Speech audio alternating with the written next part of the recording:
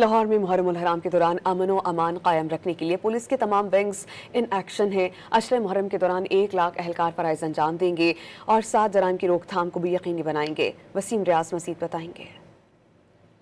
محرم الحرام میں امن و امان برقرار رکھنے کا مشن، لاہور پولیس نے سیکیورٹی پلان کو حتمی شکل دے دی۔ سربراہ لاہور پولیس بلال صدیق کمیانہ نے تمام ونگز کے ساتھ بریفنگ دیتے ہوئے بتایا کہ شہر میں 3868 مجالس اور 458 جلوس کو بھرپور سیکیورٹی فراہم کی جائے گی۔ عشرہ محرم میں 1 لاکھ سے زائد افسران اور جوان تعینات ہوں گے۔ امام بارگاہوں میں QR پینک بٹن بھی نصب کیے گئے ہیں۔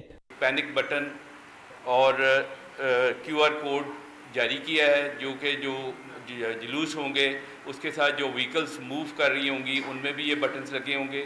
اس کے علاوہ تمام امام بارگاہز میں یہ بٹن فکس کر دیے گئے ہیں کہ خدا نہ خواستہ کوئی ایونچویلٹی یا انسیڈنٹ ہوتا ہے تو امیڈیٹلی وہ رسپونڈ کرنے کے لیے اس بٹن کو پریس کریں گے تو تمام ایجنسیز، تمام پولیس کو اس کی انفارمیشن پہنچ جائے گی۔ Capital chief police officer Lahore نے بتایا کہ 2026 میں سنگین جرائم میں 55 جبکہ ڈکیتی کی وارداتوں میں 58% کمی آئی ہے۔ پولیس ریکوری کی مد میں 2023 سے اب تک 8 ارب روپے کا مال مسروقہ واپس کر چکی ہے۔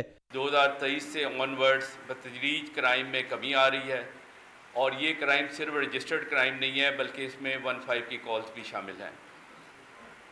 اس وقت آج 2026 کو اگر ہم کمپیئر کریں 2025 کے اتنے مہینوں کے ساتھ تو ہمارے اوور آل جو سنگین کرائم ہے اس میں 55% کمی ہوئی ہے۔ محرم الحرام کے دوران محکمہ داخلہ کی جانب سے دفعہ 144 کا نفاذ بھی کر دیا گیا ہے، جبکہ 9 اور 10 محرم کو موٹر سائیکل ڈبل سواری پر ممکنہ طور پر پابندی عائد کی جائے گی۔ کیمرہ مین عثمان راجہ کے ساتھ وسیم ریاض، ڈان نیوز، لاہور۔